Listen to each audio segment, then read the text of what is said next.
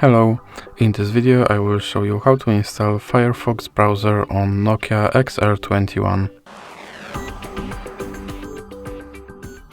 So you have to start with opening your Google Play Store, then click on search bar and type in Firefox, and now click search and click install.